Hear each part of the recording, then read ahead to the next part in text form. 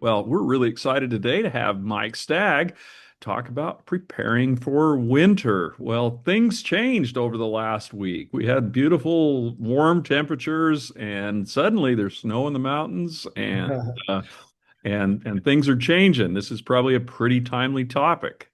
What are we going to talk about today, Mike? Yeah, that's exactly right. Things are changing. We all felt it.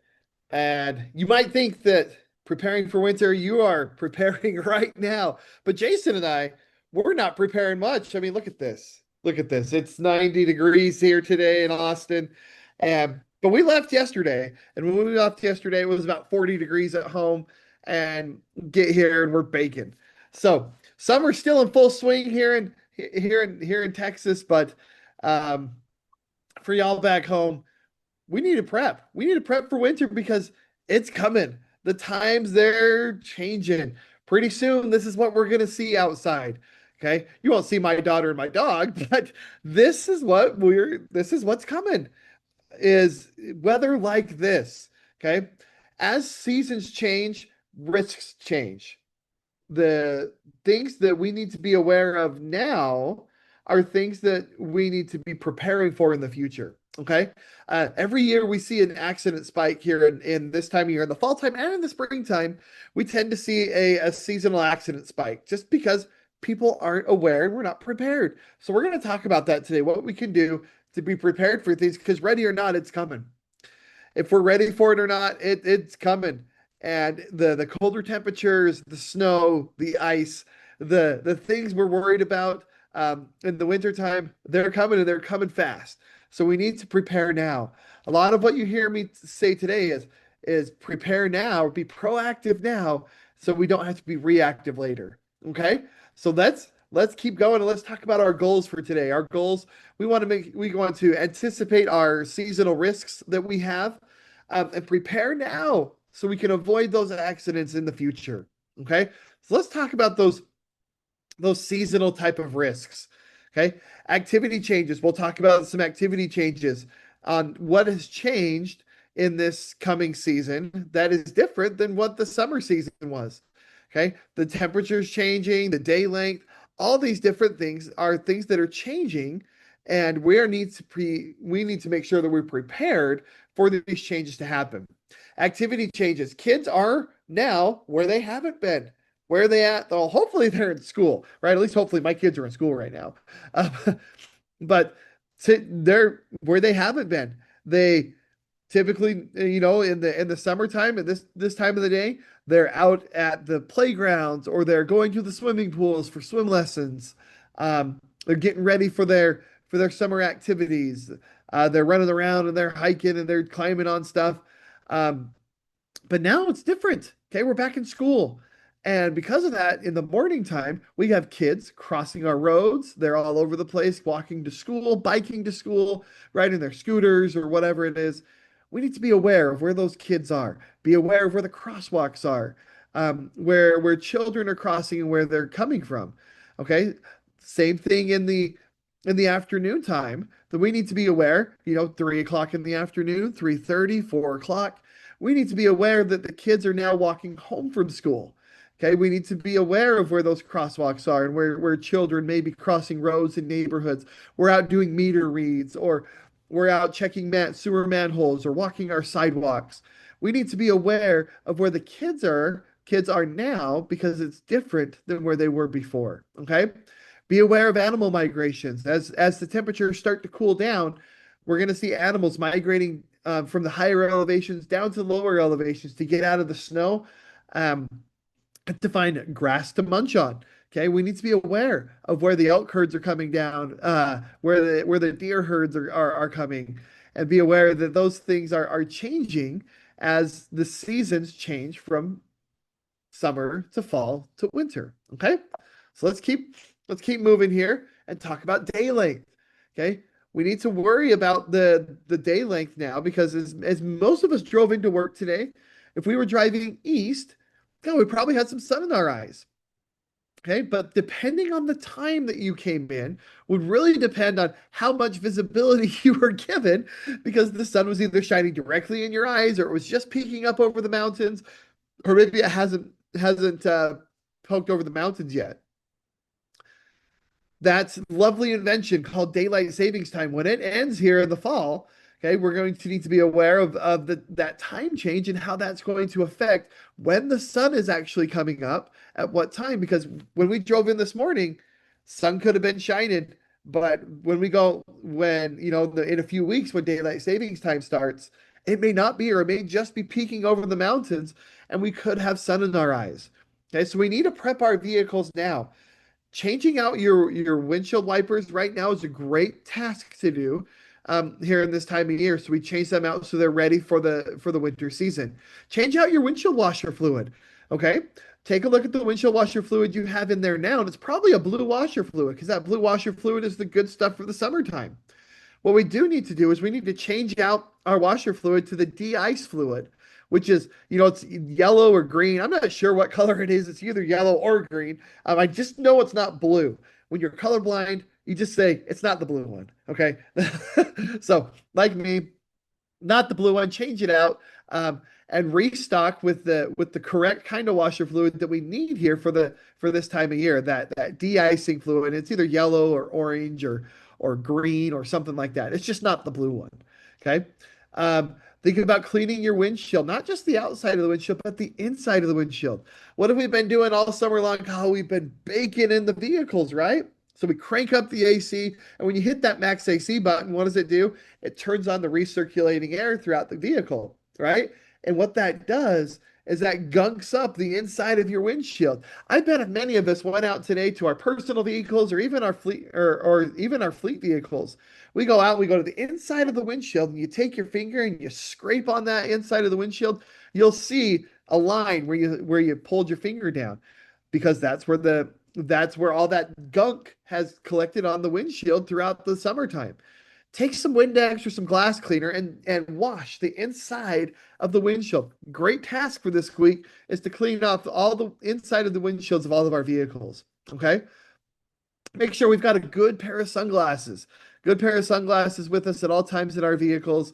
Um, and if there's ever any time when we can't see, when the sun is beating down on us and we can't see and we're losing visibility, we need to make sure you stop your vehicle. Pull over to the side, turn on your hazard lights, get off the road, and adjust the visor, adjust your sunglasses, do what you need to do in order to be able to see safely where you're going on the roads.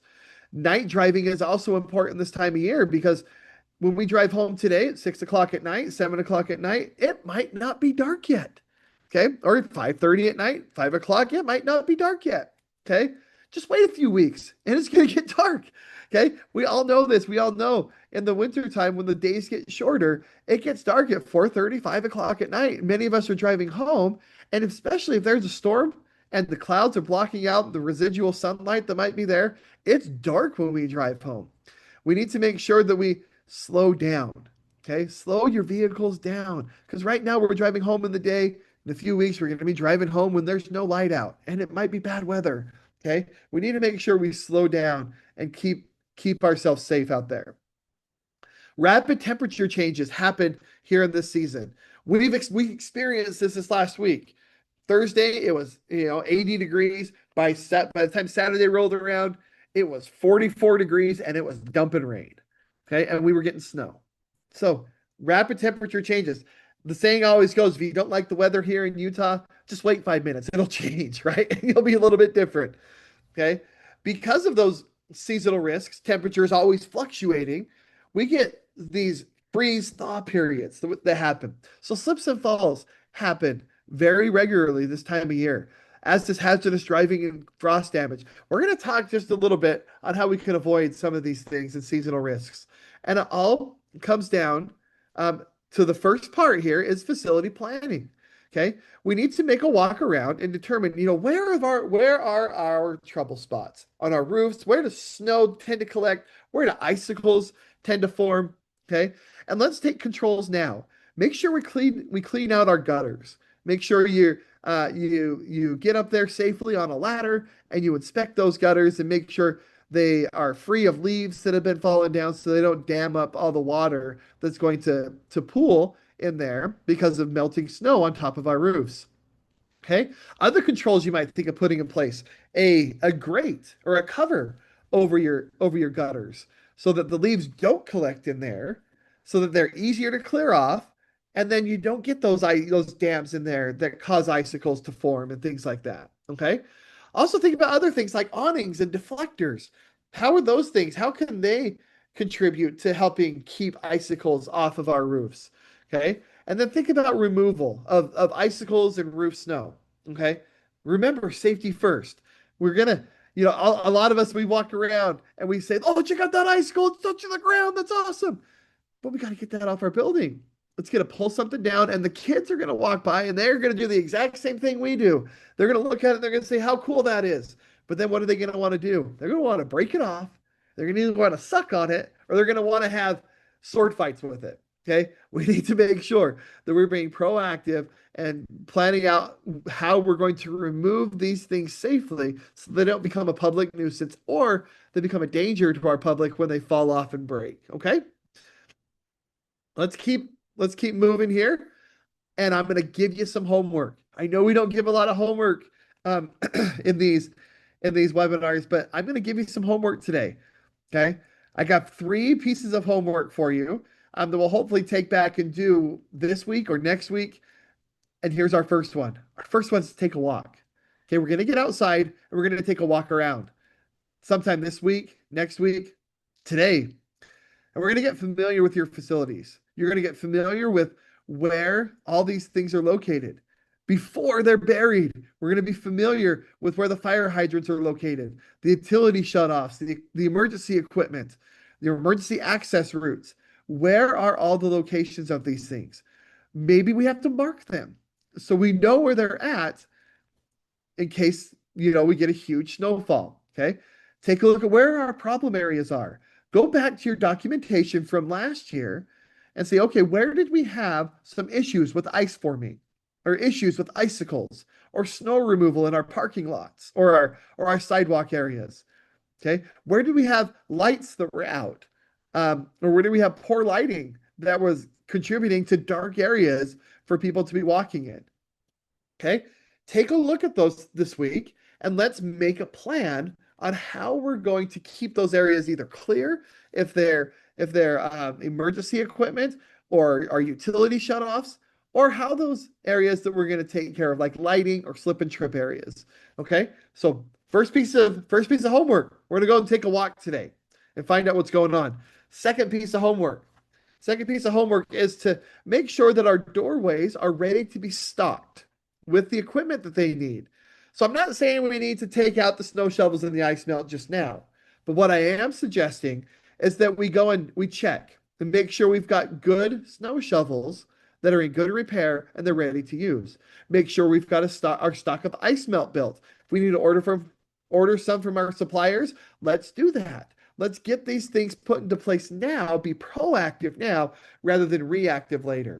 Okay, let's prepare a log and make sure that we have a log in place whenever we clear ice and snow or throw ice melts, that we make sure we have a log of when we do these tasks. Okay, that's one of the things that we can do that is going to help us defend you if something happens in one of your facilities where there's a slip and fall and you have somebody complaining that there was the snow and ice wasn't cleared off and they slipped because of that. If we can prove that we've been reasonable and prudent in our duties to at least try to keep our areas clear, okay, that's something we can do to help you, help defend you, is when we have that documentation. Highly recommend preparing a log, whether it's digital or whether it's a manual, pen and paper. Every time that you clear snow and ice, that we mark that down, mark down the date, mark down the time, mark down who did it, so that we can have a good record of when these tasks were taken care of. Okay, some training might need to be done this year on making sure that that's done. If we need to do that, now is the time to do that. Hey, when the snow comes, this is how we do it. This is the log we fill out and make sure that it's done every single time. Make sure you define right now your snow and ice removal responsibilities. Does it fall down to the Public Works Department? Is it the maintenance? Is it parks? Is it streets department? Or do you have a contractor that comes and does it? Or is it the responsibility of each individual department or facility to make sure that those areas are clear? Define that now. Okay. If it's a contractor, let's make sure that we renew our contracts if we need to and take a look at the language and the terms of those contracts to make sure that they're getting the stuff taken care of that we need to get taken care of. All right, let's talk about our people now. What we have to do to keep our people trained and clothing and PPE that we might need to change out here in the winter time, moving from summer. First thing is training. We have our defensive driver training coming up. Sign up for it. Okay, that's one of the best things that you can do to help prepare your staff for this upcoming winter season. Sign them up for defensive driving. That's how we're going to help reduce traffic accidents and driving accidents here in the winter months. Get them signed up for our defensive driver training. Take a look at your emergency procedures.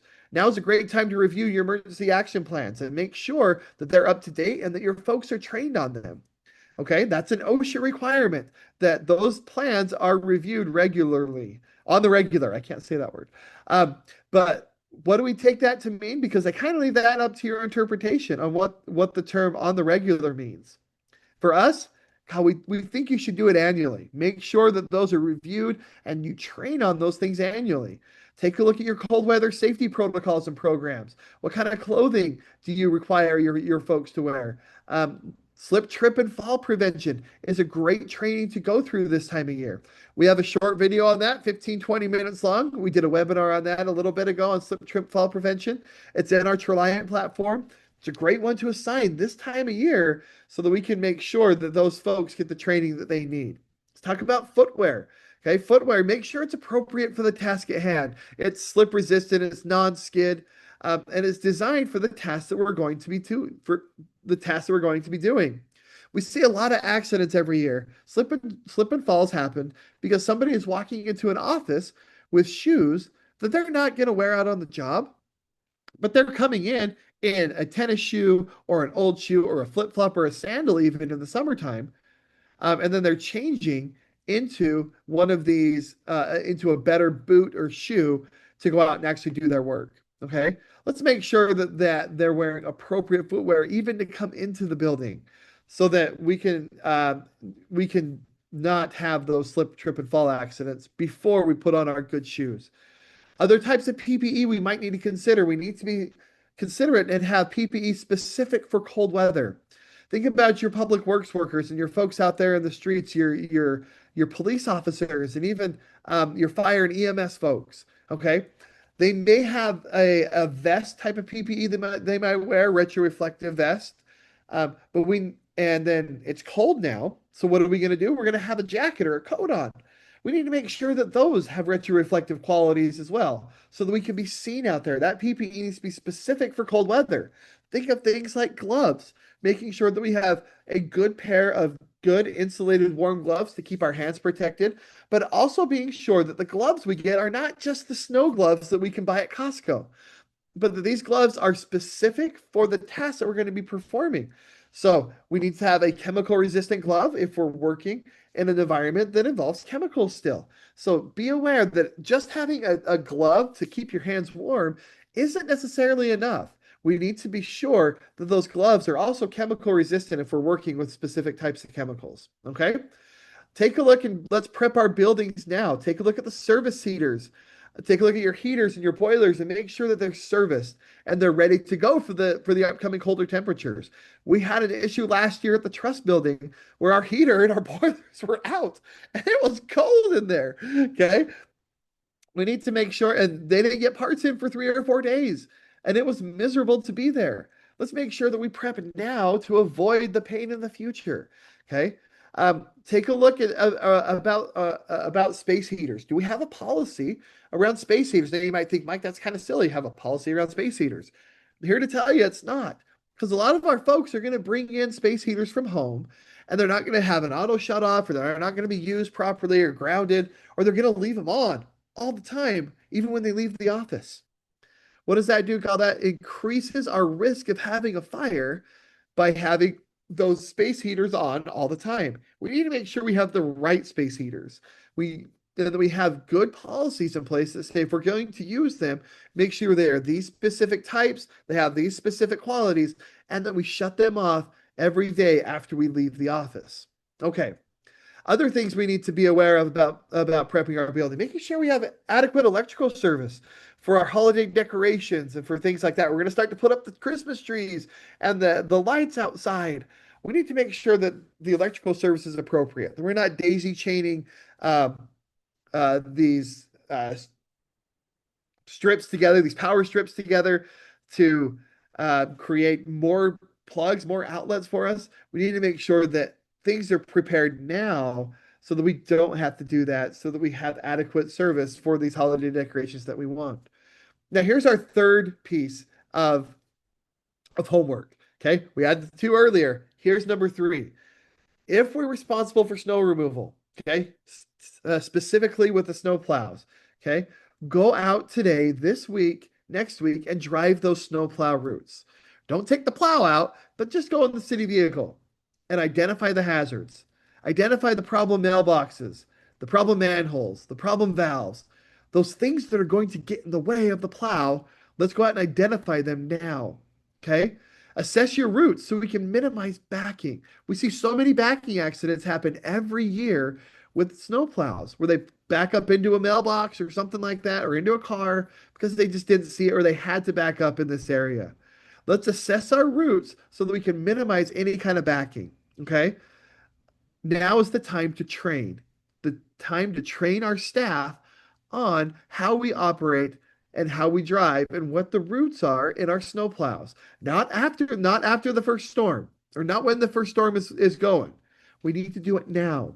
Okay. We need to do that now. Take out and take a drive and identify those routes that we're going to take. And if there's adjustments that need to be made so that we can make sure that we're minimizing backing or that we're minimizing the hazards, that we can do that. Okay. Go around and take a look at any other affected facilities that you might have that might be satellite facilities or way out there that could be damaged by snow removal or could be frozen.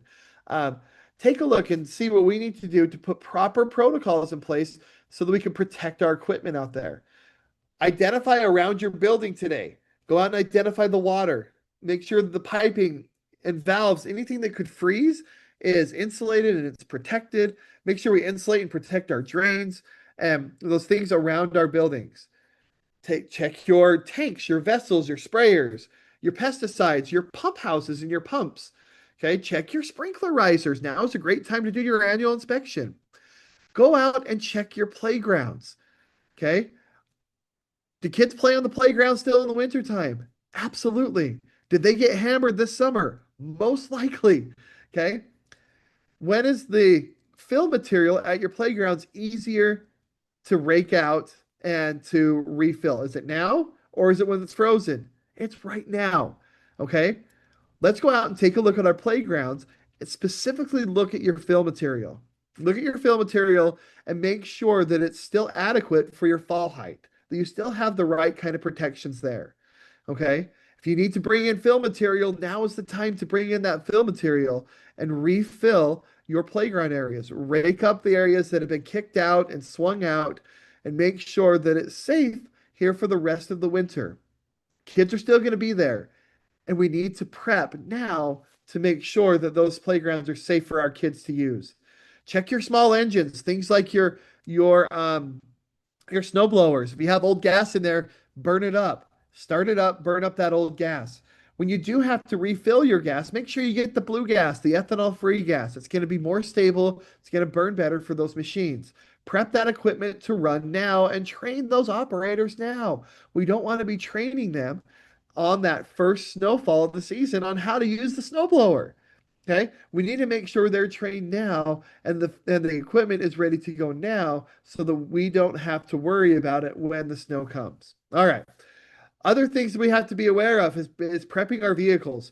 Be prepared now, and we should take out the snow brush and the ice scraper and re-put them in the vehicle because a lot of us we probably took them out or we threw them away because they were trashed. Okay, make sure that all of our city and county and district vehicles they have a snow brush and an ice scraper in them so that we can be prepared to brush those vehicles off and keep our vision clear when we're driving. Make sure we do a full inspection and we inspect the tires. Okay, the tire inspection this time of year is extremely important. Take a look at your tires to make sure they have enough tread life left on them to last us the winter time. Make sure that we check our tires and look for a three mountain peak. Okay, a mountain peak on our tires. It's going to be stamped on there. And if it is, it means we've got a good all season tire on there. Even if we don't have that three mountain peak, but we have good tread, we might want to look at replacing those tires with tires that are going to be appropriate for driving in the wintertime. And that's those three peak snow tires. They're good all season tires. Take a look at that. Take a look and you're doing your walk around and your vehicle prep on making sure we have those good tires. Okay, we talked about batteries and wipers already. Just be aware that the seasons they're changing. And with that, we have hazards. We live in a gorgeous state in Utah. Okay. We have four seasons. This is a true four season state in Utah. But because of that, it presents unique challenges. There's things that we have to do so that we can avoid the hazards later on. Okay.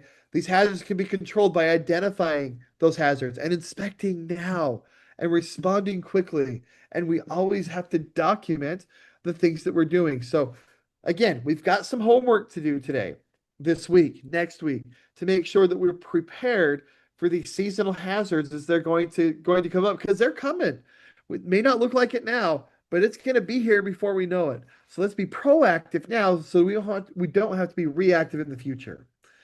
All right, Jason, lots of stuff.